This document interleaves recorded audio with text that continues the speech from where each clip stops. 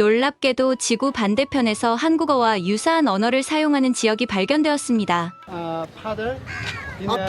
아빠. We call mother. 엄마. 아빠, 엄마, 나. 우연의 일치일까요? 아니면 수천 년 전부터 이어져 온 미스터리한 연결고리가 있는 걸까요? 오늘 이 놀라운 언어적 수수께끼를 파헤치기 위해 한 인도 언어학자가 직접 보내온 충격적인 진실을 공개합니다. 방금 말했던 단어를 다시 한번 말해보시겠습니까? 저는 한국 출신 대학원생의 발표 중 우연히 들은 단어에 귀를 의심했습니다. 타밀어로 아빠와 엄마를 뜻하는 단어가 한국어와 거의 동일하게 발음되었기 때문입니다. 아, 맞아요. 아빠는 아버지, 엄마는 어머니입니다. 우리가 부모님을 부르는 말입니다. 학생의 대답에 제 눈이 커졌습니다. 제 고향 타밀나두에서도 정확히 같은 발음으로 부모님을 불렀습니다. 단순한 우연일까요? 메뚜기라는 단어는 어떻게 말하나요? 그리고 풀은요? 메뚜기요? 그냥 메뚜기라고 합니다. 풀은 그냥 풀이고요. 강의실은 이제 묘한 긴장감으로 가득 찼습니다. 12,000km 떨어진 두 언어가 이렇게 유사할 리 없었습니다. 저는 떨리는 손으로 노트에 적기 시작했습니다. 인도 남부 타밀나두와 한국, 두 세계를 잇는 사라진 고리가 존재하는 걸까요? 하지만 저는 알지 못했습니다. 이 우연한 발견이 자신의 학문적 여정을 뒤흔들고 동아시아의 역사를 다시 쓰게 될 것이라는 사실을요. 신라의 황금 무역로가 세계 역사의 중심에 있었다는 충격적 진실을 밝히는 모험의 시작점이 될 줄은. 이건 단순한 우연이 아닙니다. 강의실을 나서는 제 가슴 속에서 용기 있는 목소리가 평생의 연구를 바꿀 질문을 속삭였습니다. 타밀과 한국은 어떻게 연결되어 있는 것일까? 그리고 이 연결고리가 지금까지 감춰져 온 이유는 무엇일까? 안녕하세요. 저는 하버드 대학교 비교언어학과 아니타 라잔 교수입니다. 타밀나두 출신으로 현재 아시아 언어 비교 연구를 전문으로 가르치고 있죠. 오늘은 제 인생을 바꾼 특별한 사건에 대해 말씀드리려 합니다. 그날은 평범한 화요일이었습니다. 교수 라운지에서 동료들과 차를 마시고 있었죠. 일본 언어학 전문가인 하루키 이시카와 교수와 중국 역사 언어학의 권위자 장 웨이민 교수도 함께였습니다. 대화는 자연스레 동아시아 언어의 계통에 관한 주제로 흘러갔습니다. 한국어는 알타이어족이며 일본어와 가까운 친척입니다. 이시카와 교수가 확신에 찬 목소리로 말했습니다. 장 웨이민 교수는 고개를 끄덕이며 말을 이었습니다. 한국어는 중국어의 영향을 강하게 받은 언어죠. 문자 체계도 한자에서 파생되었고 어휘의 상당 부분이 중국어에서 왔습니다. 저는 평소 같으면 조용히 듣고만 있었을 텐데 어제 강의실에서 있었던 일이 자꾸 머릿속을 맴돌았습니다. 용기를 내어 입을 열었습니다. 흥미로운 발견을 했습니다만 두 분의 의견을 듣고 싶네요. 어제 한국 학생의 발표를 듣다가 타밀어와 한국어 사이에 놀라운 유사성을 발견했거든요. 두 교수의 표정이 일순간 경직되었습니다. 어떤 유사성이죠? 장 교수가 약간 의심스러운 어조로 물었습니다. 부모를 부르는 말이 거의 동일합니다. 아빠, 엄마라고요. 또 메뚜기, 풀 같은 기본 단어들도 발음이 매우 비슷하고요. 이시카와 교수가 차를 홀짝이며 웃음을 참지 못했습니다. 아니타 교수, 그건 우연의 일치일 뿐입니다. 모든 언어에는 발음이 비슷한 단어들이 있지요. 인도와 한국은 지리적으로나 역사적으로나 전혀 연결성이 없습니다. 장 교수는 좀 더 정중했지만 그의 눈빛에서도 의구심이 느껴졌습니다. 동아시아 언어의 형성은 중국 문명권 안에서 이루어졌습니다. 인도 문명은 불교를 통해 영향을 주었을 뿐 언어적 연관성은 미미합니다. 하지만 단어 몇 개가 아니라 수십 개의 단어가 유사하다면 어떨까요? 제가 반문했습니다. 그리고 이것이 모두 중국이 아닌 신라를 중심으로 한 해상 무역로의 증거라면요? 이시카와 교수의 표정이 심각해졌습니다. 아니타 교수, 조언을 드리자면 이런 연구는 위험합니다. 잘 정립된 언어학적 이론과 역사관에 도전하는 것은 학자로서의 평판에 해를 끼칠 수 있어요. 특히 하버드의 교수로서는. 그의 말은 친절한 조언처럼 들렸지만 실은 명백한 경고였습니다. 제 가슴이 무거워졌습니다. 하지만 동시에 무언가 중요한 진실을 발견했다는 직감이 더 강하게 다가왔습니다. 그날 저녁 집에 돌아와 책장에서 오래된 타밀어 사전을 꺼내 한국어 단어들과 비교해 보기 시작했습니다. 밤이 깊어갈수록 제 흥분은 커져갔습니다. 단어 하나, 둘이 아니라 수십 개의 유사 단어 목록이 점점 길어졌습니다. 이건 단순한 우연이 아니었습니다. 전화벨이 울렸을 때는 새벽 1시가 넘어 있었습니다. 라잔 교수님, 서울대학교 박진우입니다. 죄송합니다만 시차 때문에 이 시간에 연락드렸습니다. 교수님의 비교 언어학 연구에 깊은 감명을 받았고 우리 대학에서 6개월간 방문 연구를 해주셨으면 합니다. 전화를 끊고 창밖을 바라보았습니다. 별이 유난히 밝게 빛나는 밤이었습니다. 이 우연한 초대가 제 삶의 방향을 바꿀 거라고는 그때는 알지 못했습니다. 하지만 가슴속 깊은 곳에서 이 여정을 시작해야 한다는 확신이 들었습니다. 모든 위대한 발견은 의심의 씨앗에서 시작됩니다. 그리고 그 씨앗은 이제 제 마음속에 깊이 뿌리내리고 있었습니다. 인천국제공항에 발을 디디는 순간 이상한 감정이 저를 덮쳤습니다. 낯선 땅이지만 어딘가 모르게 친숙한 느낌이 들었죠. 저는 아니타 라잔 타밀라두 출신 하버드 대학교 비교언어학 교수입니다. 지금은 서울대학교의 초청으로 한국에 와 있습니다. 공항에서 저를 맞이한 분은 서울대학교 언어학과의 박진우 교수였습니다. 그는 환한 미소로 절 맞아주셨죠. 라잔 교수님, 한국에 오신 것을 환영합니다. 우리 학교에서 연구하실 수 있게 되어 영광입니다.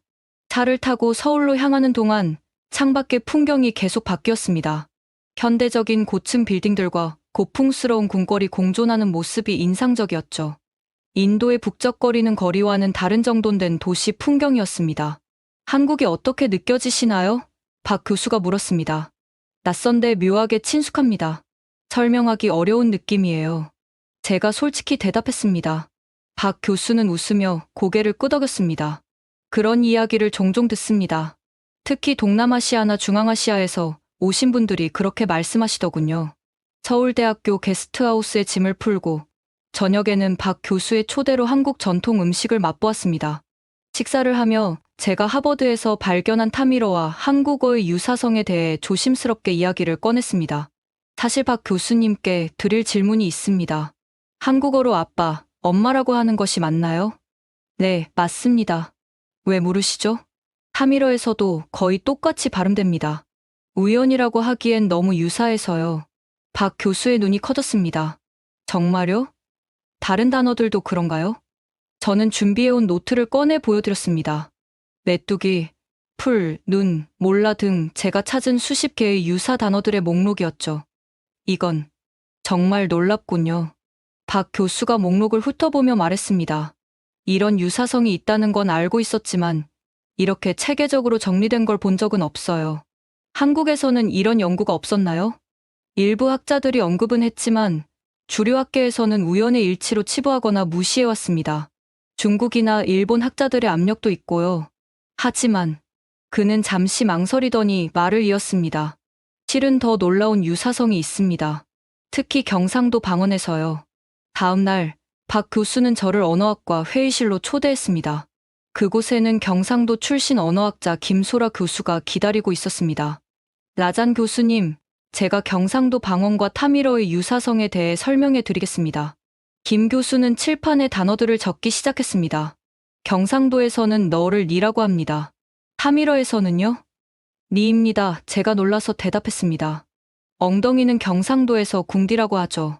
타미러에서도 궁디와 비슷합니다. 이어서 김 교수는 어린이 놀이를 보여주었습니다. 손뼉을 치며 잼잼하고 고개를 좌우로 흔들며 도리도리. 그리고 손뼉 치며 짝짝꿍 하는 모습이었습니다. 이건 말문이 막혔습니다. 이건 타밀나두에서 아이들이 하는 놀이와 완전히 같습니다. 같은 동작에 같은 소리까지요. 3시간이 넘게 대화를 나누면서 우리는 놀랍게도 50개가 넘는 유사 단어와 표현, 문화적 관습을 추가로 발견했습니다. 이건 단순한 우연이 아니었습니다. 두 문화 사이에 분명히 어떤 연결고리가 있었던 것이 분명했습니다. 이 모든 유사성이 어떻게 가능한 걸까요? 제가 물었습니다. 박 교수가 깊은 생각에 잠겨 대답했습니다. 신라와 가야 시대까지 거슬러 올라가 봐야 할지도 모릅니다. 삼국유사에는 인도에서 온 공주가 김수로 왕과 결혼했다는 이야기가 있어요. 또 석탈해라는 인물도 있고요. 석탈해요? 네, 신라의 4번째 왕이 된 인물인데 철기를 다루는 뛰어난 기술을 가진 사람이었습니다. 일부 학자들은 그가 타밀 출신 대장장이었을 거라고 추측합니다. 석탈해가 타밀어로 대장장이라는 뜻이라고 하더군요. 그날 밤 저는 꿈에서 바다를 건너는 배를 보았습니다. 그 배에는 타밀 사람들이 타고 있었고, 그들은 황금빛 갑옷을 입은 전사들이 기다리는 낯선 땅을 향해 항해하고 있었습니다. 꿈에서 깨어났을 때 저는 이 연구가 단순한 언어적 호기심을 넘어서는 중요한 의미를 가질 수 있다는 것을 깨달았습니다. 다음 날 아침 박 교수에게 전화를 걸었습니다. 경주로 가볼 수 있을까요? 신라의 고대 수도를 직접 보고 싶습니다. 좋은 생각입니다. 경주에는 우리가 찾는 답의 실마리가 있을지도 모릅니다. 신라가 단순히 중국의 속국이 아니라 동서양을 잇는 해상 무역의 중심지였다는 증거들이 있거든요. 그렇게 저희 한국에서의 모험은 본격적으로 시작되었습니다. 낯선 땅에서 느낀 묘한 친숙함은 단순한 느낌이 아니라 오랜 세월 동안 잊혀진 연결의 흔적이었던 것입니다. 경주로 향하는 기차 안에서 창밖을 바라보니 마치 시간 여행을 하는 듯한 기분이 들었습니다. 저는 아니타 라잔, 인도 타밀나두 출신의 비교 언어학자입니다. 지금은 박진우 교수와 함께 신라의 고대 수도를 향해 가고 있습니다. 경주는 한국의 역사적 보물창고입니다. 박 교수가 말했습니다. 신라가 1000년 동안 수도로 삼았던 곳이죠. 한반도 남부에서 가장 오래된 왕국으로 흔히 알려진 것과 달리 중국의 단순한 속국이 아니라 독자적인 해상 무역 네트워크를 구축했던 강력한 국가였습니다. 경주에 도착하자마자 눈에 들어온 것은 거대한 고분군이었습니다. 둥근 언덕처럼 생긴 무덤들이 도시 곳곳에 자리 잡고 있었습니다. 이곳이 대릉원입니다. 신라 왕과 귀족들의 무덤이죠. 내부에서 발견된 유물들은 신라가 얼마나 광범위한 국제 교역을 했는지 보여줍니다. 국립경주박물관으로 향했습니다. 그곳에서 저는 처음으로 신라 시대의 유물들을 직접 볼 수 있었습니다. 금관, 장신구, 도자기 모두 섬세하고 아름다웠습니다. 그런데 어떤 장신구의 무늬가 묘하게 친숙했습니다. 이 무늬, 저는 유리 케이스 앞에 서서 중얼거렸습니다. 타밀나두의 고대 사원에서 본 무늬와 비슷합니다. 박 교수가 관심을 보였습니다. 정말요? 어떤 면에서요? 이 소용돌이 무늬와 연꽃 문양이요. 인도 남부에서 흔히 볼 수 있는 디자인입니다. 박물관 학예사에게 문의해보니 그 장신구는 5세기경 신라 귀족의 무덤에서 발견된 것이라고 했습니다. 그 시기는 불교가 한국에 전파되던 초기와 일치했지만 무늬는 불교적 요소보다는 힌두교 양식에 더 가까웠습니다. 점심 후 우리는 박물관 도서관에서 고대 문헌들을 살펴보기 시작했습니다. 박 교수는 삼국유사라는 고대 역사서를 펼쳤습니다. 여기 보세요. 가락국기라는 부분입니다. 서기 42년에 인도에서 온 허왕옥이라는 공주가 김수로 왕과 혼인했다는 내용이 있습니다. 정확히 어디에서 왔다고 되어 있나요? 아유타국이라고 되어 있습니다. 일부 학자들은 이것이 인도의 아요디아를 가리킨다고 해석하지만 또 다른 학자들은 이것이 타밀나두 지역일 가능성도 있다고 주장합니다. 저는 흥미진진한 마음으로 그 구절을 읽었습니다. 배를 타고 온 공주, 이국적인 물건들을 가져온 수행원들. 이야기는 마치 신화처럼 들렸지만 그 안에 진실의 씨앗이 있을 수도 있었습니다. 그리고 여기 석타래에 대한 이야기가 있습니다. 박 교수가 다른 페이지를 가리켰습니다. 그는 철기를 다루는 뛰어난 기술을 가진 사람이었고 바다 너머에서 온 것으로 기록되어 있습니다. 신라의 왕이 되었죠. 석타래라는 이름이 타밀어로 대장장이를 의미한다고 하셨죠? 네. 일부 학자들의 해석에 따르면 그렇습니다. 가야 지역은 당시 철의 왕국으로 불렸어요. 타밀 지역도 금속 가공 기술이 뛰어났다고 들었습니다. 저는 고개를 끄덕였습니다. 타밀나두는 고대부터 철공예로 유명했습니다. 지금도 그 전통이 이어지고 있어요. 우리는 경주에서 이틀을 더 보내며 각종 유적지를 방문했습니다. 불국사, 석굴암, 천마총. 모든 곳에서 저는 인도 문화와의 미묘한 연결점을 발견할 수 있었습니다. 특히 불교 유적지에서는 더욱 그랬죠. 하지만 단순한 불교, 전파 이상의 무언가가 있었습니다. 셋째 날, 우리는 경주 인근의 김해로 향했습니다. 이곳은 가야 왕국의 중심지였고 김수로 왕과 허왕옥 이야기의 무대였습니다. 김해 박물관에서 저는 또 다른 놀라운 발견을 했습니다. 가야 시대 토기의 일부 패턴이 타밀나두 지역의 고대 토기와 매우 흡사했던 것입니다. 이건 우연이 아닙니다. 제가 박 교수에게 말했습니다. 이렇게 많은 유사점이 있다면 두 문화 사이에 분명한 연결고리가 있었을 겁니다. 저녁에 숙소로 돌아온 우리는 노트북을 펼쳐 그날의 발견들을 정리했습니다. 박 교수가 한 논문을 화면에 띄웠습니다. 이건 최근에 나온 한국인과 타밀 지역 사람들의 유전자 연구입니다. 특정 혈통, 특히 김해 김씨와 타밀 지역 간의 유전적 연관성을 발견했다고 합니다. 정말인가요? 저는 논문을 자세히 살펴보았습니다. 데이터는 제한적이었지만 분명 흥미로운 상관관계를 보여주고 있었습니다. 그리고 또 하나 중요한 것이 있습니다. 박 교수가 지도를 펼쳤습니다. 무역풍에 대해 들어보셨나요? 네. 계절에 따라 방향이 바뀌는 바람이죠.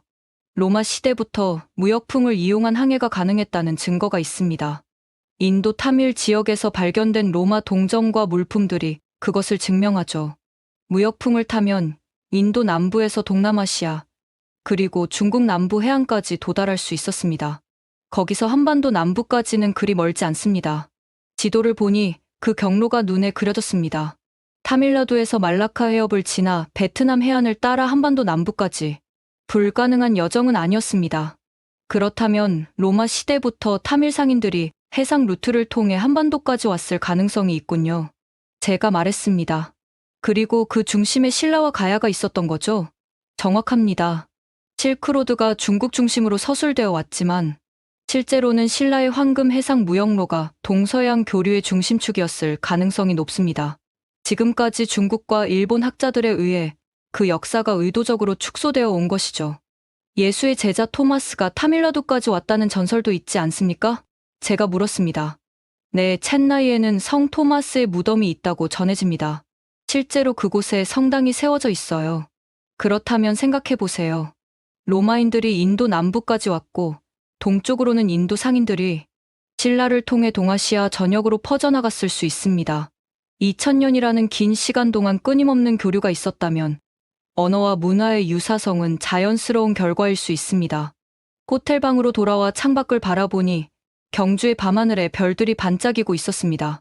같은 별들이 2000년 전 타밀나두의 하늘에서도 빛났을 것입니다. 그리고 어쩌면 그 별들의 안내를 받아 먼 바다를 건너 이곳에 도착한 사람들이 있었을지도 모른다는 생각이 들었습니다. 역사는 때로 파도처럼 흔적을 남기기도 지우기도 합니다. 하지만 언어는 그 파도 속에서도 살아남아 오랜 시간 동안 사람들의 입에서 입으로 전해집니다. 타밀어와 한국어 사이의 유사성은 그런 과거의 파도가 남긴 작은 흔적일지도 모릅니다. 이제 저는 확신했습니다. 이 연구는 계속되어야 한다고. 신라의 황금 해상 무역로가 세계사를 다시 쓰게 할 수도 있는 발견이었으니까요. 하지만 동시에 큰 도전이 기다리고 있다는 것도 알았습니다. 학계의 기존 관념에 도전하는 일은 결코 쉽지 않을 테니까요. 한국에서의 연구가 깊어질수록 저는 더 많은 증거들을 발견했습니다. 저는 아니타 라잔, 타밀나두 출신 비교 언어학자로 이제 서울대학교에서 한국어와 타밀어의 연결고리를 연구하고 있습니다. 경주와 김해에서의 발견은 제 연구에 확신을 더해주었지만 그와 동시에 예상치 못한 반발이 시작되었습니다. 어느 날 아침 노트북을 열었을 때 하버드 학과장으로부터 온 이메일이 제일 먼저 눈에 띄었습니다. 라잔 교수, 최근 귀하가 진행 중인 연구에 관해 우려의 목소리가 있습니다. 장 웨이민 교수를 비롯한 여러 동료들이 귀하의 연구 방향이 학과의 명성에 부정적 영향을 미칠 수 있다고 우려하고 있습니다. 귀하의 휴직 기간 동안이라도 하버드의 이름으로 발표하는 연구에는 신중을 기해 주시기 바랍니다. 가슴이 철렁 내려앉았습니다. 장 웨이민 교수가 제 뒤에서 움직이고 있었던 것입니다. 이메일을 더 읽어내려가자 또 다른 충격적인 소식이 있었습니다. 도쿄대학교의 저명한 언어학자 이시카와 교수로부터 온 메일이었습니다. 라잔 교수님께 한국어와 타밀어의 유사성에 관한 귀하의 최근 연구 활동을 주시해왔습니다. 이러한 가설은 수십 년간 확립된 동아시아 언어학적 체계에 심각한 도전을 제기합니다. 한국어는 알타이어족에 속하며 일본어와 밀접한 관계가 있다는 것이 학계의 정설입니다. 귀하의 주장은 이러한 체계를 무너뜨리는 무책임한 시도로 보입니다. 학문적 조언을 드리자면 이러한 방향의 연구는 즉시 중단하시는 것이 좋겠습니다. 그렇지 않으면 귀하의 학문적 평판에 심각한 손상이 있을 수 있음을 경고합니다. 이시카와 하루키 드림. 저는 화면을 응시한 채 한동안 움직일 수 없었습니다. 이런 직접적인 압박은 예상하지 못했습니다. 하지만 더 놀라운 것은 그날 오후 받은 또 다른 이메일이었습니다. 중국 베이징 대학의 언어사학과 교수 집단이 보낸 공개 편지였습니다. 라잔 교수의 최근 연구는 심각한 방법론적 오류와 역사적 왜곡에 기반하고 있습니다. 동아시아 문명권은 중화 문명의 영향 아래 독자적으로 발전해왔으며 인도와의 연결성은 불교, 전파 외에는 찾아볼 수 없습니다. 신라가 중국을 배제한 독자적인 해상 무역로를 구축했다는 주장은 역사적 사실을 심각하게 왜곡하는 것입니다. 언어적 유사성은 단순한 우연의 일치이며 이를 역사적 연결고리로 해석하는 것은 위험한 오류입니다. 이 편지는 저에게만 온 것이 아니었습니다. 주요 언어학 저널과 학회에도 배포되었다는 소식을 곧 듣게 되었습니다. 마치 조직적인 공격처럼 느껴졌습니다. 그날 저녁 박 교수가 저를 찾아왔습니다. 그의 표정은 심각했습니다. 아니타 교수님, 우리 학과도 압력을 받고 있습니다. 서울대 총장실에 중국과 일본 대학들로부터 공식 우려 서한이 도착했어요. 귀하의 연구가 역사 왜곡이라는 내용입니다. 특히 신라 중심의 해상 무역로 이론에 대해 강력하게 반발하고 있습니다.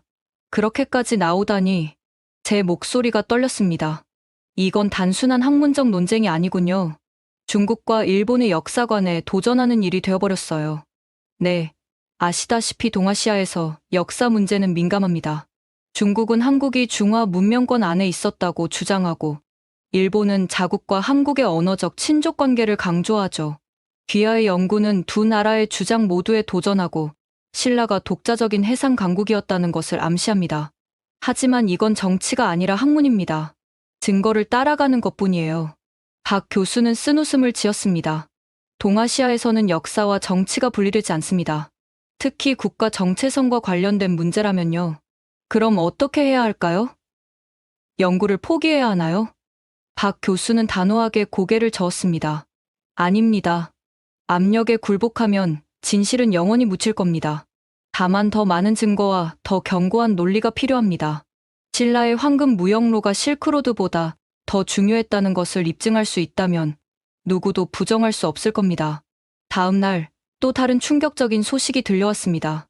제가 투고했던 논문이 세 개의 학술지에서 연달아 거부되었습니다. 심사위원들의 코멘트는 놀라울 정도로 유사했습니다. 방법론적 결함이 심각함, 증거 불충분, 기존 이론에 대한 이해 부족, 학술 대회 초청도 하나둘씩 취소되었습니다. 마치 학계에서 저를 고립시키려는 듯한 움직임이 감지되었습니다. 그날 밤, 저는 오랜 시간 고민했습니다. 하버드로 돌아가 안전한 주제로 복귀할까? 그것이 제 경력을 위한 현명한 선택일지도 모릅니다. 하지만 그렇게 된다면 제가 발견한 이 중요한 연결고리는 어떻게 될까요? 신라의 황금 무역로의 진실은 또다시 역사의 어둠 속에 묻히게 될까요? 잠을 이루지 못하고 창밖을 바라보고 있을 때 박 교수로부터 문자가 왔습니다. 교수님, 나쁜 소식입니다. 교내 연구비가 갑자기 취소되었습니다. 하지만 낙심하지 마세요. 제가 개인적으로 후원자를 찾아보겠습니다. 진실은 반드시 밝혀져야 합니다. 신라의 역사는 너무 오랫동안 왜곡되어 왔습니다. 다음 날 아침 박 교수를 만났습니다. 그는 피곤해 보였지만 눈빛은 여전히 단호했습니다. 어제 밤새 생각했습니다. 박 교수가 말했습니다. 이런 강한 반발이 오히려 우리 연구의 중요성을 증명하는 것 아닐까요?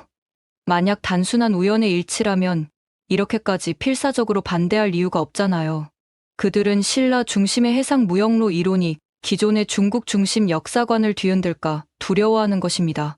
저는 웃음을 터뜨렸습니다. 그의 말이 맞았습니다. 이런 강력한 반발은 오히려 제 연구가 무언가 중요한 진실에 다가가고 있다는 증거였습니다.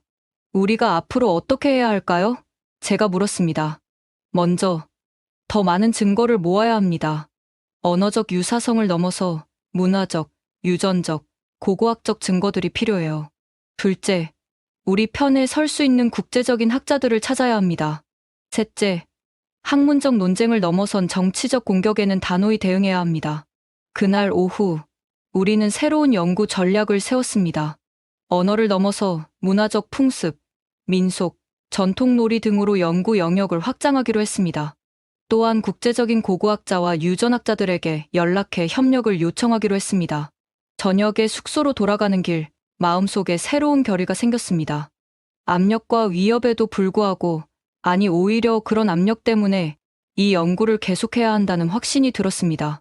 제 방에 들어서자 전화가 울렸습니다. 발신자 표시는 하버드 대학교였습니다. 학과장일까요? 더 심한 경고일까요? 잠시 망설이다가 전화를 받았습니다. 아니타, 로버트야. 로버트 스턴홀트, 하버드의 고고학과 교수였습니다. 들었어.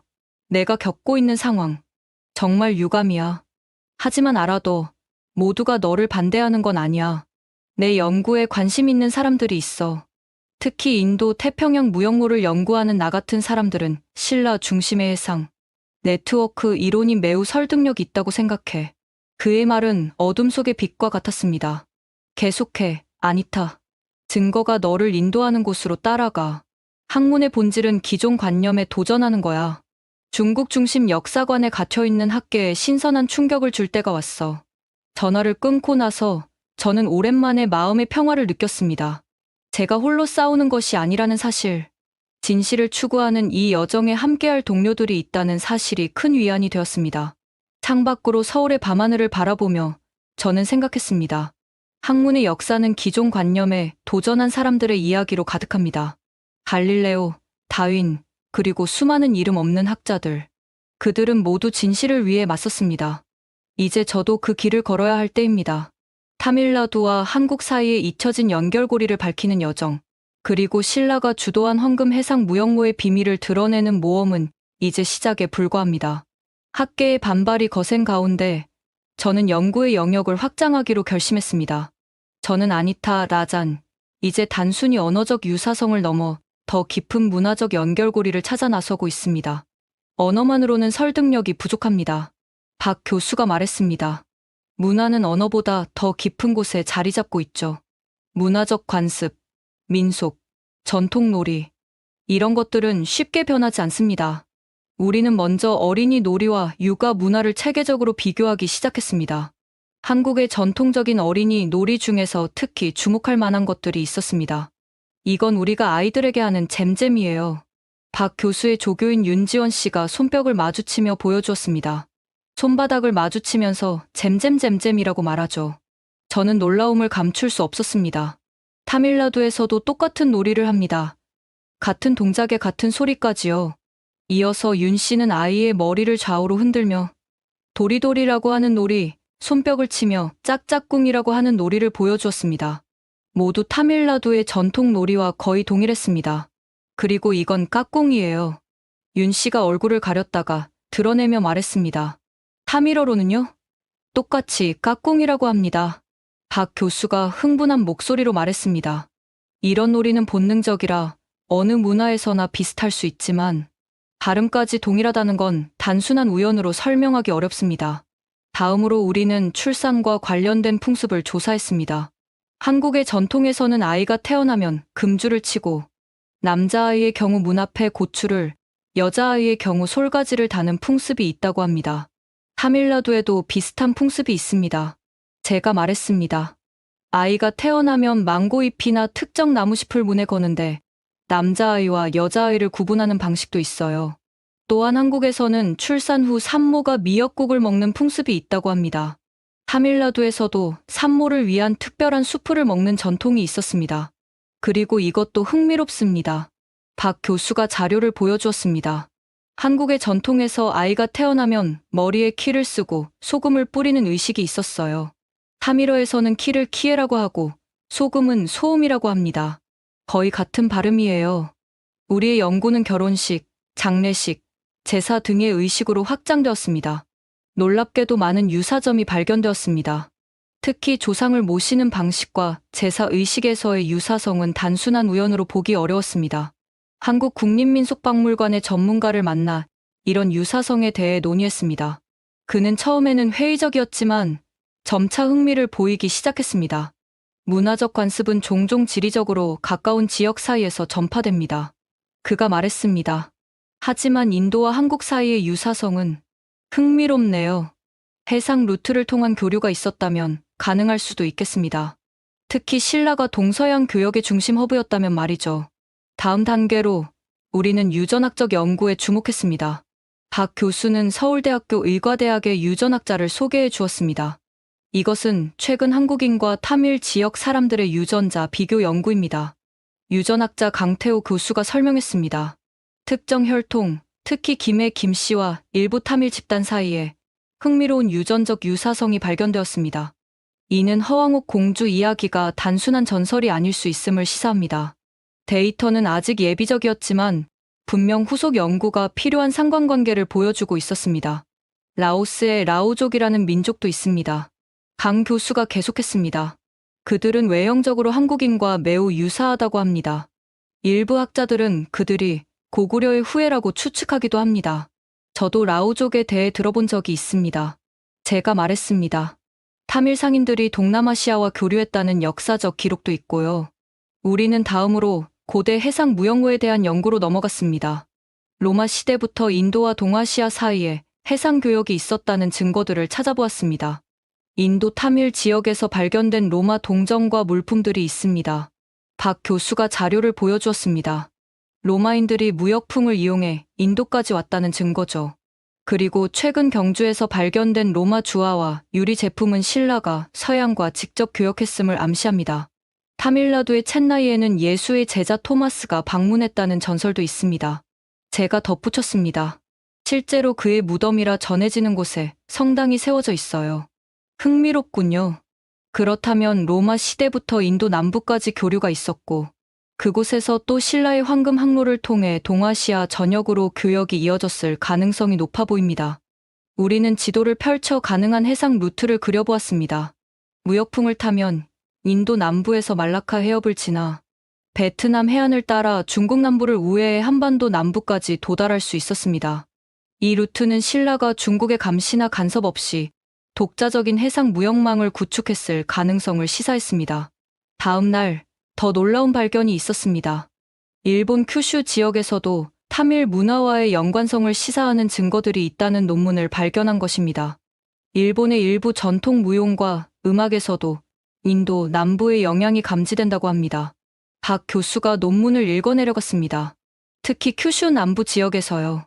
이 지역은 고대 신라와 밀접한 해상 교류가 있었던 곳이죠. 저는 점점 더 많은 퍼즐 조각들이 맞춰지는 느낌이 들었습니다. 언어적 유사성에서 시작한 연구가 이제 문화, 유전학, 역사적 교류의 증거로 확장되고 있었습니다.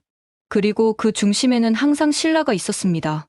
그날 저녁 다시 반대의 의견이 들려왔습니다. 베이징 대학의 역사학자들이 공개 성명을 발표했습니다. 문화적 유사성은 보편적 인간 경험에서 비롯된 것으로 직접적 교류의 증거가 될 수 없다. 특히 아시아 문화권은 중국을 중심으로 발전했으며 인도와의 교류는 불교, 전파 이외에는 실질적 증거가 없다. 신라가 당나라를 배제하고 독자적인 해상 무역로를 구축했다는 주장은 역사적 사실에 반한다. 일본 학계에서도 비슷한 반응이 나왔습니다. 이시카와 교수는 일본 언론과의 인터뷰에서 한국과 일본의 문화적, 언어적 친족 관계는 이미 입증된 사실이라며 제 연구를 서구 학자의 동양 문화에 대한 오해라고 비판했습니다. 하지만 이제 저는 이런 반박에 흔들리지 않았습니다. 오히려 이런 강한 반발이 제 연구의 중요성을 반증한다고 느꼈습니다. 박 교수와 저는 그날 밤 늦게까지 연구실에 남아 지금까지의 발견을 정리했습니다. 우리가 모은 증거들은 이제 단순한 가설을 넘어 진지한 학문적 논의가 필요한 수준에 도달했습니다. 신라의 황금 해상 무역로는 실크로드만큼이나 중요한 역사적 교류의 통로였음이 분명해 보였습니다. 이제 어떻게 해야 할까요? 제가 물었습니다. 도쿄에서 열리는 동아시아 역사언어학회가 있습니다. 박 교수가 말했습니다. 거기서 우리의 연구 결과를 발표해야 합니다. 전 세계의 학자들 앞에서요. 신라의 황금 무역로가 세계사를 다시 쓰게 할지도 모릅니다. 정말 받아줄까요? 이미 많은 압력이 있었는데. 일단 신청해 봅시다. 거부한다면 그것 자체가 또 하나의 증거가 될 테니까요. 창밖으로 서울의 밤하늘을 바라보며 저는 생각했습니다. 이 연구는 이제 단순한 학문적 호기심을 넘어 제 삶의 사명이 되어가고 있었습니다. 타밀나두와 한국 사이에 잊혀진 연결고리를 밝히는 일. 그것은 두 문화의 역사를 새롭게 쓰는 일이기도 했습니다. 언어는 문화의 거울입니다. 그리고 그 거울에 비친 모습은 수천 년의 세월을 뛰어넘어 우리에게 진실을 속삭이고 있었습니다. 이제 그 속삭임에 귀 기울일 때입니다. 도쿄에 도착한 날, 비가 내리고 있었습니다. 저는 아니타 라잔, 이제 동아시아 역사언어학회에서 제 연구 결과를 발표하기 위해 일본에 왔습니다. 비행기에서 내리며 느껴지는 긴장감은 이전의 학술 발표와는 완전히 달랐습니다. 이번 발표는 단순한 학문적 교류가 아닌 기존 질서에 대한 도전이 될 것이기 때문입니다. 긴장되시나요? 박 교수가 공항에서 저를 맞이하며 물었습니다. 네, 솔직히 많이 떨립니다. 하지만 이 자리가 필요하다는 것을 알고 있어요. 우리는 택시를 타고 호텔로 향했습니다. 창밖으로 도쿄의 번화한 거리가 스쳐 지나갔습니다. 저는 문득 생각했습니다. 2000년 전 이 바다를 건너 타밀 상인들과 여행자들이 신라의 황금 해안에 도착했을 때는 어떤 풍경이었을까요? 호텔에 체크인한 후 컨퍼런스 프로그램을 확인했습니다. 제 발표 시간이 눈에 띄었습니다. 원래 신청한 45분이 아닌 20분으로 줄어 있었습니다. 이게 무슨 일이죠? 제가 물었습니다. 박 교수가 한숨을 쉬었습니다. 예상했던 일입니다. 이시카와 교수가 조직위원회 의장이니까요. 그들은 우리 연구를 최대한 축소시키려 하고 있어요. 다음 날 아침 컨퍼런스 개막식이 열렸습니다. 대강당은 전 세계에서 온 언어학자와 역사학자들로 가득 찼습니다. 개회사는 이시카와 교수가 맡았습니다. 존경하는 동료 여러분, 이번 학회에 오신 것을 환영합니다. 우리는 오랫동안 동아시아의 언어와 역사를 연구해왔습니다. 동아시아는 독자적인 문명권으로 우리는 우리의 역사를 서양의 개입 없이 스스로 정립해왔습니다. 그의 말에 박수 소리가 울렸습니다. 특히 중국과 일본 학자들의 반응이 뜨거웠습니다. 일부 서구 학자들이 우리의 역사를 재해석하려는 시도가 있습니다. 하지만 우리는 자신의 역사를 스스로 쓸 권리와 의무가 있습니다. 이시카와 교수의 연설은 분명히 저를 겨냥한 것이었습니다. 저는 불편한 마음을 감추지 못했습니다. 개막식 후 우리는 소규모 세미나실로 이동했습니다. 제 발표는 첫날 마지막 세션에 배정되어 있었습니다. 작은 회의실, 짧은 시간. 모든 것이 제 연구의 중요성을 축소하려는 의도로 보였습니다. 점심시간, 식당에서 우연히 이시카와 교수와 마주쳤습니다.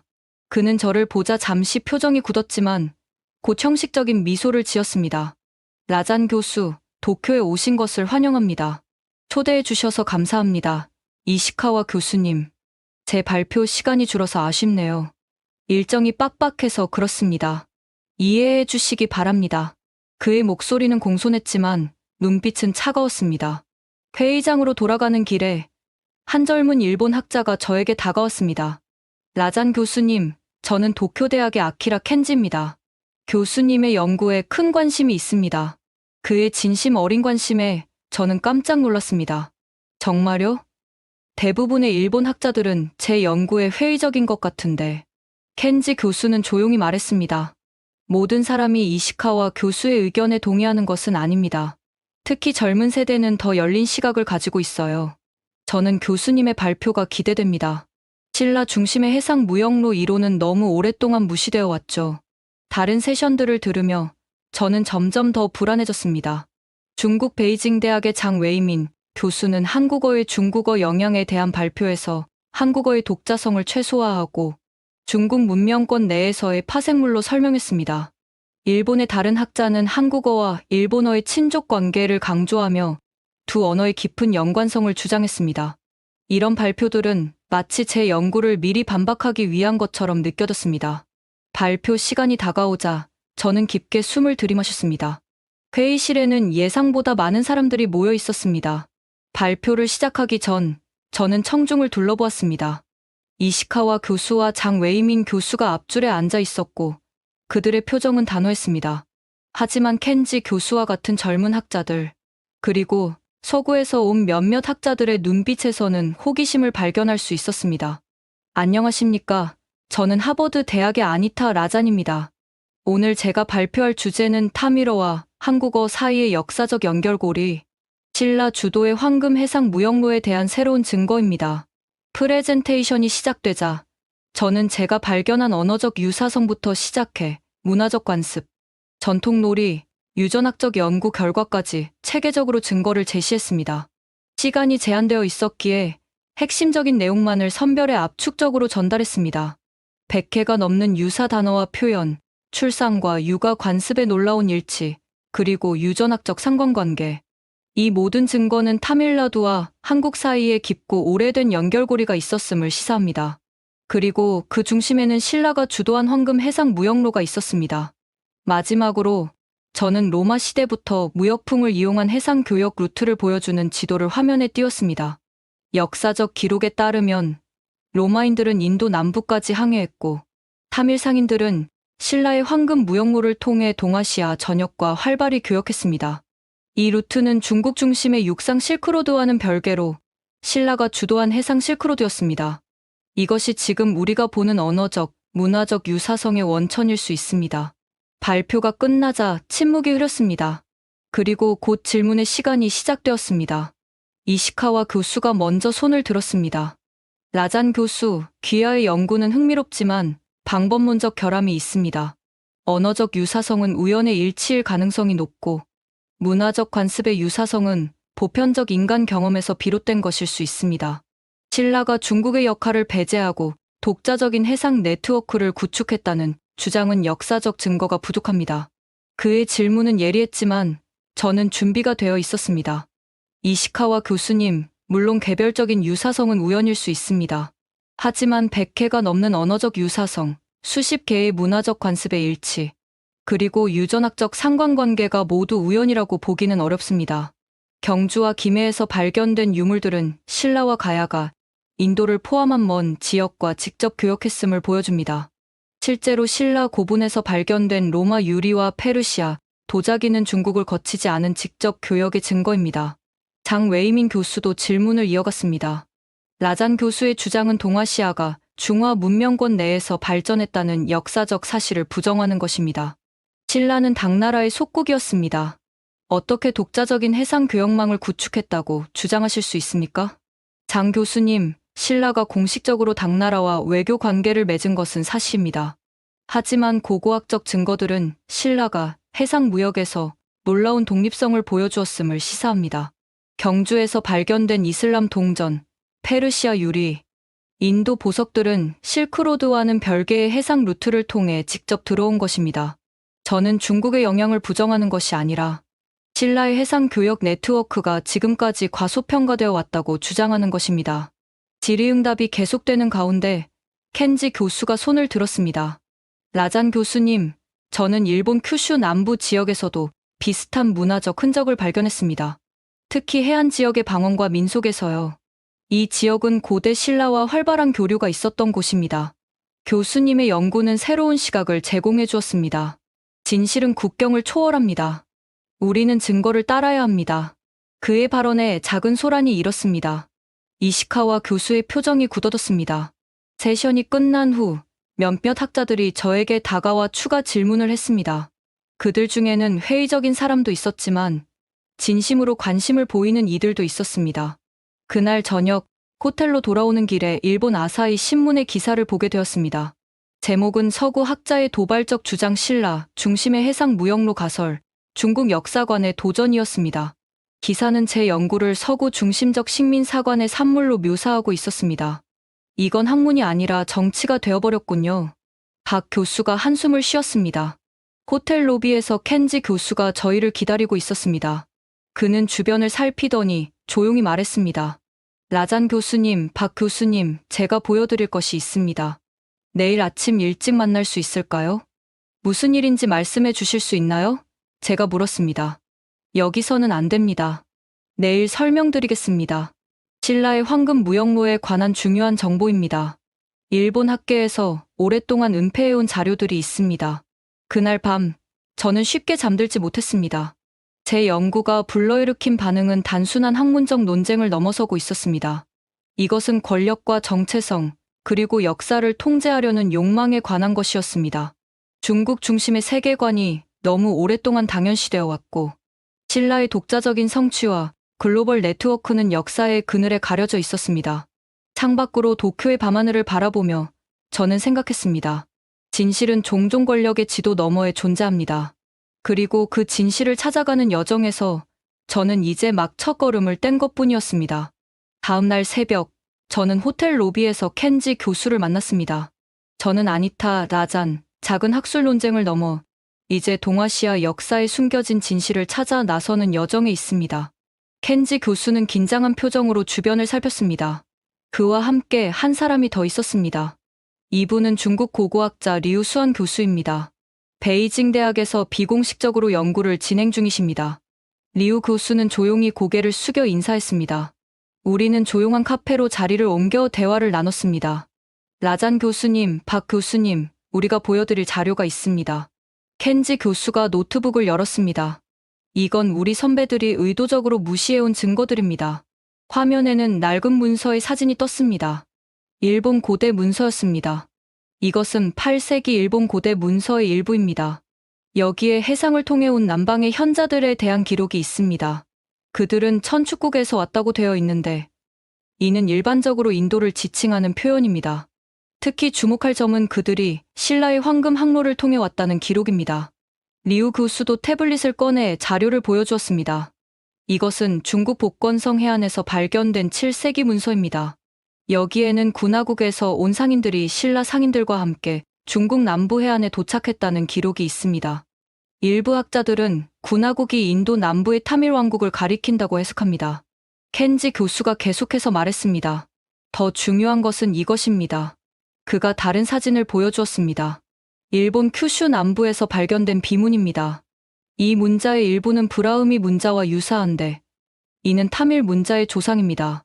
그리고 내용은 신라의 왕과 인도 상인 사이의 무역 협약을 담고 있습니다. 저는 그 사진을 자세히 살펴보았습니다. 분명 인도 문자의 영향이 보였습니다. 왜 이런 중요한 증거들이 지금까지 무시되어 왔을까요? 제가 물었습니다. 리우 교수가 조용히 대답했습니다. 동아시아 역사를 단일 문명권으로 규정하려는 학문적 편향 때문입니다. 중국은 한자 문화권을 중심으로 한중화 문명의 우월성을, 일본은 한국과의 친족 관계를 통한 동아시아 내 위치를 강조하고 싶어 합니다. 이런 관점에서 보면 신라가 주도한 해상 무역로와 인도와의 직접적 연결은 불편한 진실이 됩니다. 그것은 중국이 동아시아 문명의 유일한 중심이 아니었음을 의미하니까요. 켄지 교수가 덧붙였습니다. 이시카와 교수는 제 스승이지만 그분의 세대는 일본 중심의 역사관에 갇혀 있습니다. 그들은 새로운 증거가 기존 이론을 무너뜨릴까 두려워합니다. 특히 신라의 독자적인 해상 네트워크가 당시 일본보다 훨씬 발달했다는 사실은 인정하기 어려운 진실이죠. 이어서 그들은 더 많은 자료를 보여주었습니다. 한국 국립박물관에서 공개되지 않은 신라 시대 해상 무역 문서, 일본 국립박물관의 창고에 보관된 인도풍 유물들, 경주에서 발견됐지만 공개되지 않은 타밀 문자 기록, 그리고 최근의 유전자 연구 결과. 이 모든 증거가 왜 공개되지 않았나요? 박 교수가 물었습니다. 학문의 정치화 때문입니다. 리우 교수가 쓴 웃음을 지었습니다. 역사는 종종 현재의 정치적 필요에 맞게 해석됩니다. 중국은 한반도가 항상 중국의 영향권 아래 있었다는 주장을 유지하고 싶어하고, 일본은 한국과의 언어적 친족 관계를 강조하며 동아시아에서의 위치를 확립하고 싶어합니다. 신라가 실크로드보다 더 중요한 해상 무역로를 주도했다는 사실은 두 나라 모두에게 불편한 진실입니다. 그리고 이 모든 정치적 내러티브 속에서 신라의 황금 항로와 타밀과의 연결고리는 불편한 진실이 되는군요. 제가 중얼거렸습니다. 켄지 교수는 고개를 끄덕였습니다. 하지만 저희는 진실을 따르고 싶습니다. 학문은 정치적 편의를 위해 존재하는 것이 아니니까요. 그날 오후 컨퍼런스의 마지막 세션에서 놀라운 일이 벌어졌습니다. 켄지 교수가 예정에 없던 추가 발표를 요청했습니다. 조직위원회는 처음에 거부했지만 여러 서구 학자들의 지지로 짧은 시간이 허락되었습니다. 존경하는 동료 여러분, 저는 오늘 새로운 증거를 제시하고자 합니다. 켄지 교수가 말했습니다. 이것은 일본 큐슈 남부에서 발견된 고대 비문입니다. 그가 화면에 사진을 띄우자 회의장의 술렁임이 일었습니다. 이 문자의 일부는 브라흐미 문자와 유사합니다. 이는 타밀 문자의 조상이기도 합니다. 또한 일본 고대 문서에는 신라의 황금 항로를 통해 온 남방의 현자들에 대한 기록이 있습니다. 켄지 교수는 리우 교수의 자료도 함께 제시했습니다. 중국 남부 해안에서 발견된 타밀 상인 관련 기록, 한국 남부에서 발견된 인도풍 유물들, 신라 무역선의 항로를 보여주는 고대 지도. 이 모든 증거는 라잔 교수의 가설을 지지합니다. 동아시아는 우리가 생각했던 것보다 훨씬 더 열린 교류의 장이었으며 신라는 중국을 배제한 독자적인 해상 무역 네트워크를 구축했습니다. 우리가 학자로서 해야 할 일은 정치적 편향이 아닌 증거를 따르는 것입니다. 이시카와 교수의 얼굴이 붉어졌습니다. 그는 자리에서 일어나려 했지만 다시 앉았습니다. 회의장에는 긴 침묵이 흘렀습니다. 마침내 한 미국 학자가 질문을 던졌습니다. 이 새로운 증거들은 매우 흥미롭습니다. 하지만 왜 이제서야 공개되는 건가요? 리우 교수가 일어나 대답했습니다. 학문의 정치화 때문입니다. 우리는 너무 오랫동안 국가적 자부심과 정체성을 위해 불편한 진실을 무시해왔습니다. 중국 중심의 역사관은 수세기 동안 당연시되어 왔지만 고고학적 증거들은 다른 이야기를 들려주고 있습니다. 신라의 황금 무역로는 실크로드와 맞먹는 어쩌면 더 중요한 교역 네트워크였을 수 있습니다. 하지만 진정한 학자라면 증거가 어디로 이끄는지 따라가야 하지 않을까요? 세션이 끝난 후 많은 학자들이 우리 주변으로 모여들었습니다. 질문, 의견, 비판, 다양한 반응이 있었지만 중요한 것은 이제 대화가 시작되었다는 점이었습니다. 신라의 황금 항로에 대한 논의가 본격적으로 시작된 것입니다. 호텔로 돌아가는 길에 놀랍게도 이시카와 교수가 로비에서 우리를 기다리고 있었습니다. 그의 표정은 복잡했습니다. 라잔 교수, 잠시 대화할 수 있을까요? 우리는 호텔 라운지의 조용한 구석에 자리를 잡았습니다. 이시카와 교수는 한동안 말없이 앉아 있다가 마침내 입을 열었습니다. 저는 여전히 귀하의 가설에 완전히 동의하지 않습니다. 하지만 그는 잠시 망설였습니다. 켄지가 보여준 증거들은 무시할 수 없군요. 특히 큐슈에서 발견된 비문은 제가 오랫동안 알고 있었지만 그 의미를 인정하기 싫었던 것입니다. 교수님, 저는 진실만을 찾고 있습니다. 제가 말했습니다. 일본어와 한국어의 관계를 부정하는 것이 아니라 더 넓은 맥락에서 보자는 것입니다. 신라의 황금 무역로를 인정하는 것이 일본 역사의 중요성을 떨어뜨리는 것은 아닙니다. 그는 천천히 고개를 끄덕였습니다. 제 세대는 특정한 방식으로 훈련받았습니다. 신라가 우리보다 앞서 글로벌 네트워크를 구축했다는 사실을 받아들이기가 쉽지 않군요. 하지만 켄지 같은 젊은 학자들이 오를지도 모릅니다. 우리는 증거를 따라야 합니다. 그날 밤, 호텔방에서 박 교수와 함께 이날의 사건들을 정리했습니다. 이제 어떻게 하실 건가요? 박 교수가 물었습니다. 모든 증거를 모아 종합적인 논문을 쓰려고 합니다. 켄지 교수와 리우 교수도 공동 연구자로 초대할 생각입니다.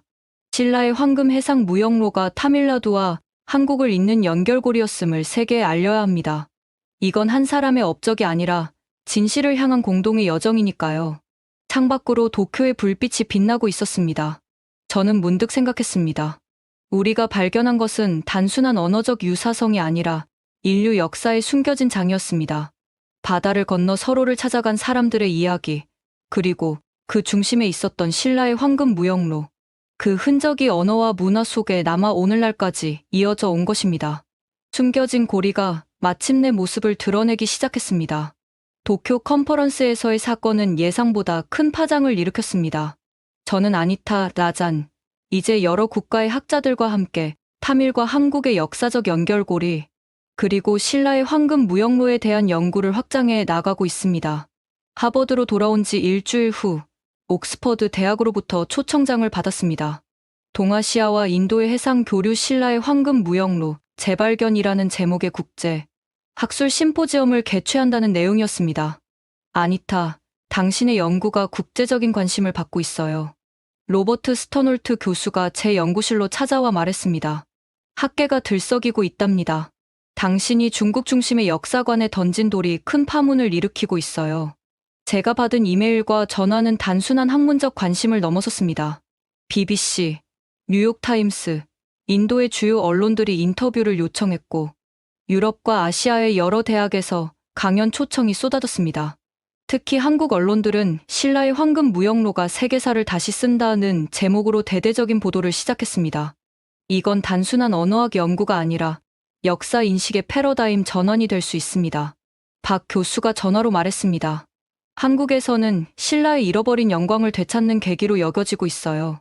중국의 그늘에 가려져 있던 한국의 독자적인 해양 문명이 재조명받고 있죠. 옥스퍼드 심포지엄은 예상보다 훨씬 큰 규모로 진행되었습니다. 전 세계에서 100명이 넘는 학자들이 참석했고, 온라인으로는 수백 명이 지켜보고 있었습니다. 저는 더 많은 준비를 하고 싶었지만, 진실의 순간을 더 이상 미룰 수 없었습니다. 심포지엄의 첫날, 저는 기조 연설을 맡았습니다. 큰 강당은 기대와 호기심으로 가득 찼습니다. 존경하는 동료 여러분, 오늘 저는 2000년에 걸친 잊혀진 연결의 이야기를 들려드리려 합니다. 타밀나두와 한국, 두 문명이 바다를 통해 맺은 인연의 이야기입니다. 그리고 그 중심에는 너무 오랫동안 역사의 그늘에 가려져 있던 신라의 황금 무역로가 있었습니다. 저는 지금까지의 모든 발견을 체계적으로 정리해 발표했습니다. 언어적 유사성에서 시작해 문화적 관습의 일치, 유전학적 연관성, 고고학적 증거들까지. 이제 이 증거들은 단순한 가설을 넘어 견고한 이론으로 다가가고 있었습니다. 무역풍의 발견은 로마 시대부터 동서양의 해상 교류를 가능하게 했습니다. 인도 남부에서 말라카 해협을 거쳐 신라의 항구까지 이어지는 해상 루트는 중국의 통제를 벗어난 독자적인 교역 네트워크였습니다. 이 루트는 단순한 상품뿐만 아니라 사람과 문화, 그리고 언어를 운반했습니다. 질의응답 시간에는 열띤 토론이 이어졌습니다. 몇몇 학자들은 여전히 회의적이었지만 대부분은 새로운 증거들에 깊은 관심을 보였습니다.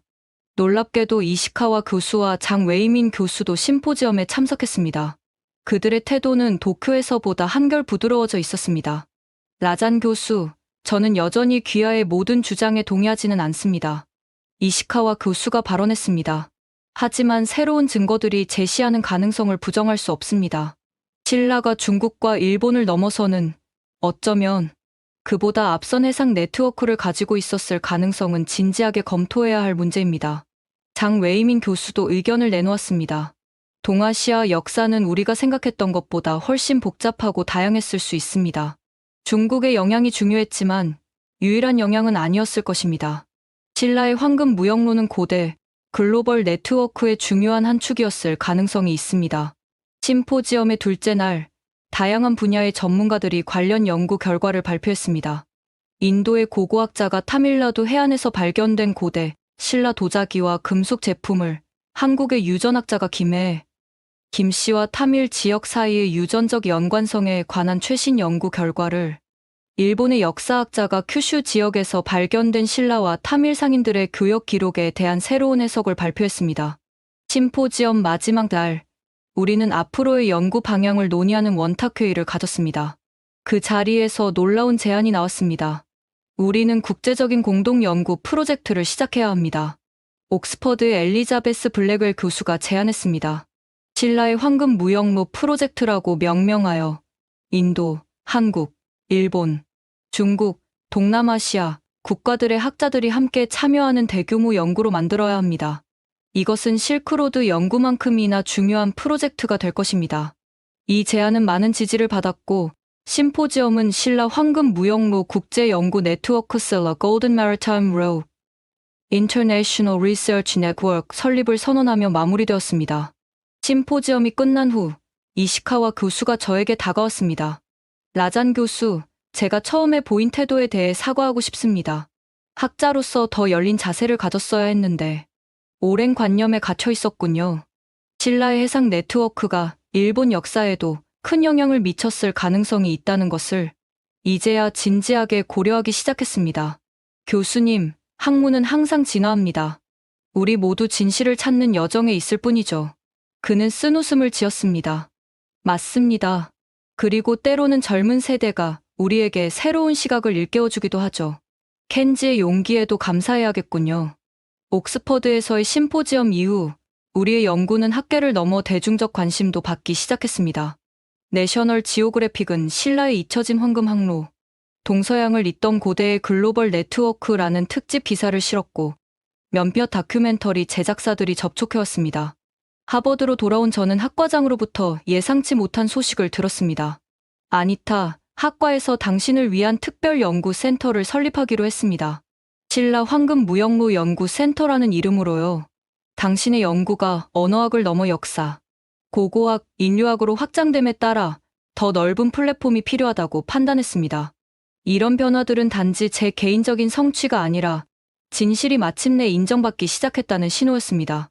이제 신라의 황금 무역로와 타밀나두와 한국 사이의 연결고리는 단순한 가설이 아닌 세계사를 다시 쓰는 중요한 연구 영역으로 자리 잡고 있었습니다. 박 교수는 서울대학교에 비슷한 연구 센터를 설립했고, 켄지 교수와 리우 교수도 각자의 대학에서 관련 연구를 확장해 나갔습니다.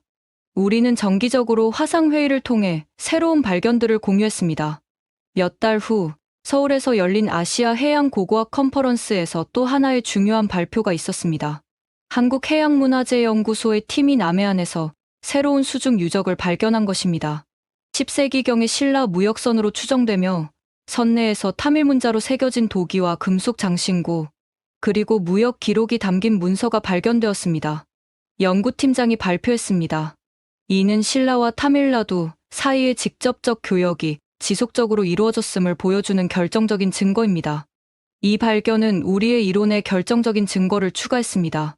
이제 언어적, 문화적 유사성을 넘어 신라의 황금 무역로가 실제로 존재했으며 그것이 타밀나두와 한국을 직접 연결했다는 물리적 증거까지 확보된 것입니다. 옥스퍼드 심포지엄으로부터 1년 후 우리의 연구는 네이처와 사이언스의 연속으로 게재되었습니다. 신라의 황금 무역로 실크로드의 버금가는 해상, 네트워크의 재발견이라는 제목의 논문은 전 세계적으로 큰 반향을 불러일으켰습니다. 역사적 인식의 변화는 이제 되돌릴 수 없는 흐름이 되었습니다. 역사는 우리가 생각했던 것보다 훨씬 상호 연결되어 있었습니다. 제가 네이처 기사의 결론에 썼습니다. 신라는 당나라의 단순한 속국이 아니라 독자적인 해상 네트워크를 통해 동서양을 연결하는 글로벌 허브였습니다. 고대의 사람들은 현대인이 상상하는 것보다 훨씬 더 멀리, 더 대담하게 여행했으며 그 과정에서 문화와 언어, 기술을 교환했습니다. 타밀어와 한국어 사이의 놀라운 유사성은 이 장대한 교류에 살아있는 증거입니다. 중국 중심의 동아시아 역사관을 뒤흔든 신라의 황금 무역로. 이론은 이제 학계에서 진지하게 받아들여지고 있었습니다. 진실의 물결은 이제 거스를 수 없는 강이 되어 과거에 대한 우리의 이해를 새롭게 하고 있었습니다.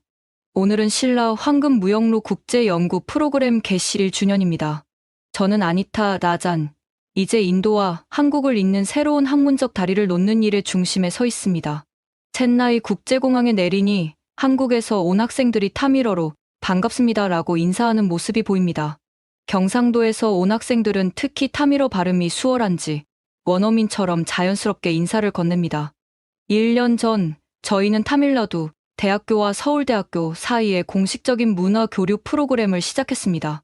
학생들은 서로의 언어와 문화를 배우며 우리가 발견한 역사적 연결고리의 의미를 직접 체험하고 있습니다. 라잔 교수님, 박진우 교수가 반갑게 손을 흔듭니다.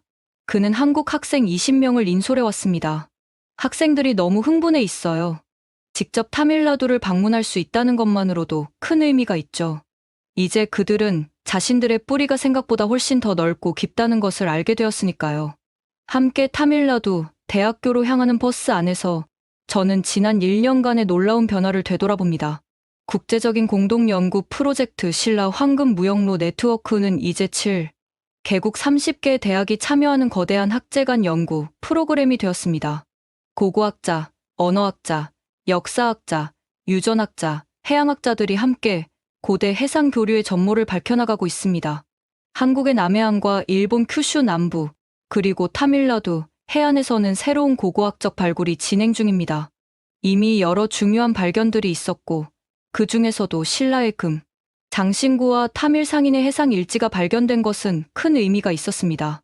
유전학 연구도 진전을 보이고 있습니다.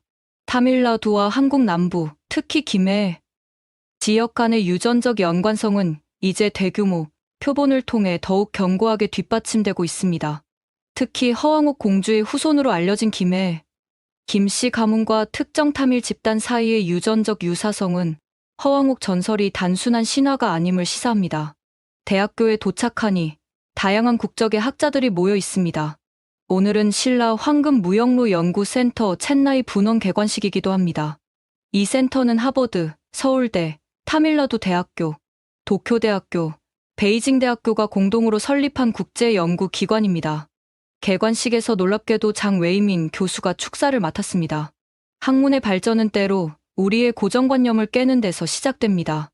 신라의 황금무역로 연구는 중국 중심의 동아시아 역사관에 도전하는 것이었지만 그것은 결국 더 풍부하고 다양한 역사 이해로 이어졌습니다. 실크로드와 신라의 황금 해상 루트는 상호보완적인 교역, 네트워크로서 함께 고대 글로벌 문명의 토대를 이루었음을 인정해야 합니다. 그의 발언에 큰 박수가 쏟아졌습니다.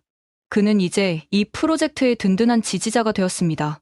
센터 내부로 들어가니 전시실이 눈에 띕니다. 한국어와 타밀어의 유사 단어 목록, 공통된 문화적 관습을 보여주는 사진들, 신라의 황금 무역로를 보여주는 지도, 그리고 발굴된 유물들. 우리의 연구 결과가 생생하게 전시되어 있습니다. 특히 눈에 띄는 것은 신라의 금관과 타밀라도에서 발견된 유사한 디자인의 보관입니다. 두 물건은 놀라울 정도로 비슷한 패턴과 기법을 보여주고 있습니다. 전시실 한쪽에는 어린이들을 위한 공간도 마련되어 있습니다.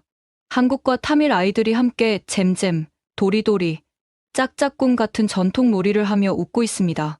언어의 장벽을 넘어 그들은 서로를 이해하고 있습니다. 개관식 후 열린 학술 세미나에서 저는 지금까지의 연구 성과와 앞으로의 방향에 대해 발표했습니다. 우리의 연구는 이제 새로운 단계로 나아가고 있습니다.